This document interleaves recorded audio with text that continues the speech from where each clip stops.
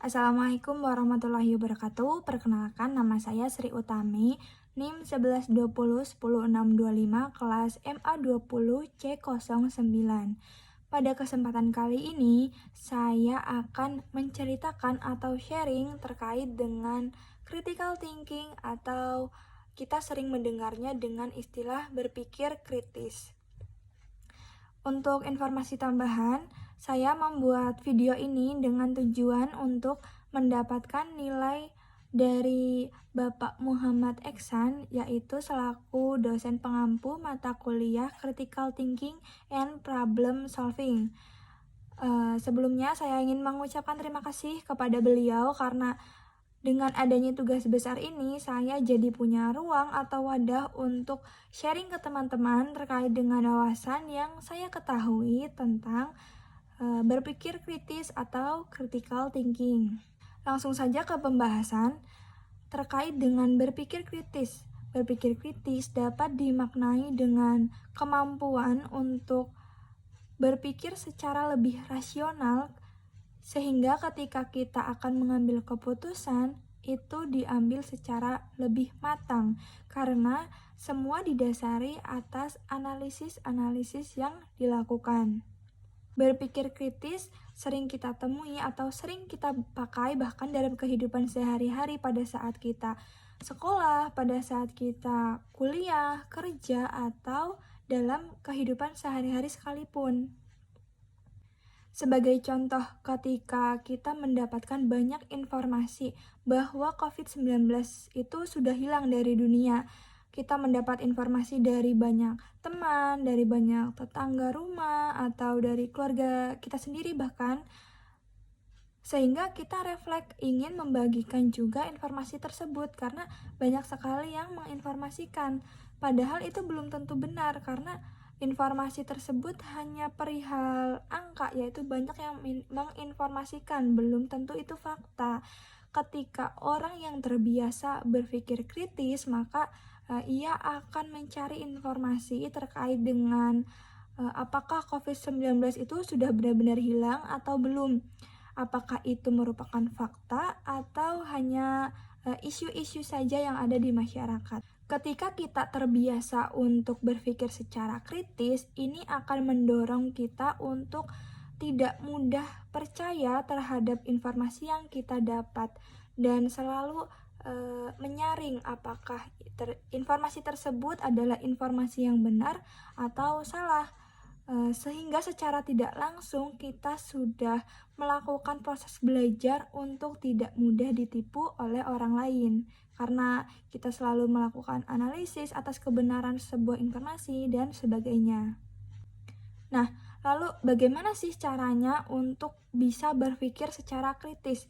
Untuk yang pertama, cari wawasan sebanyak-banyaknya karena memiliki wawasan yang luas adalah salah satu karakteristik dari seseorang yang berpikir kritis.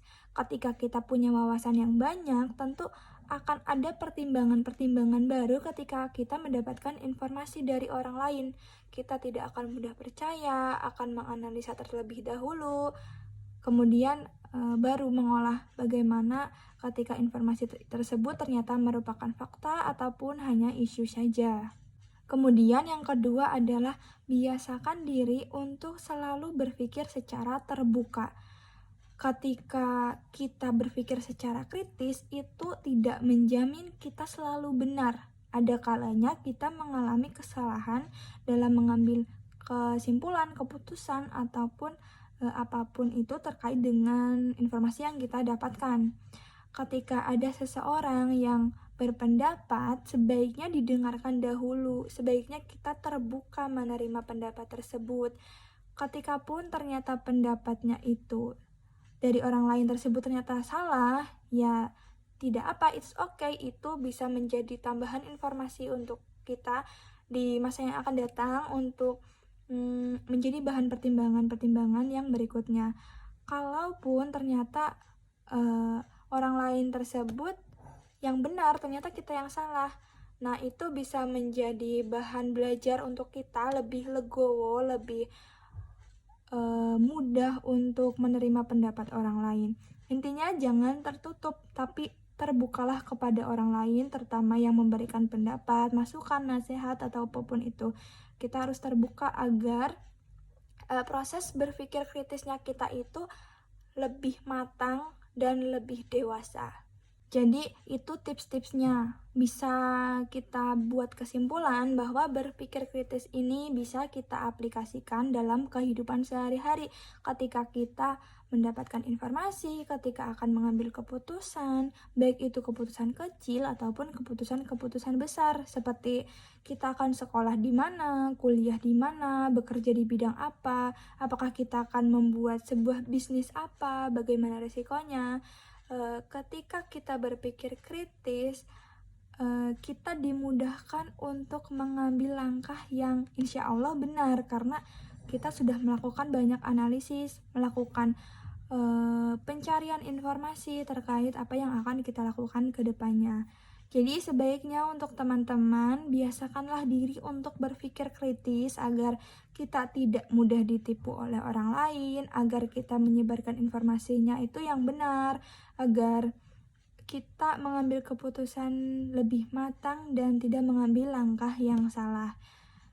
Sekian pembahasan dari saya terkait dengan berpikir kritis atau critical thinking.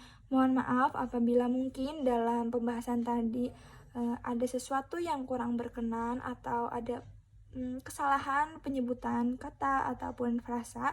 Mohon maaf. Terima kasih sudah mendengarkan sampai selesai. Semoga video ini bisa bermanfaat. Semoga kita terus tumbuh dan berkembang dalam energi-energi yang positif. Semoga hidup ini terus dipenuhi dengan langkah-langkah yang baik dengan cara kita berpikir kritis. Terima kasih. Wassalamualaikum warahmatullahi wabarakatuh.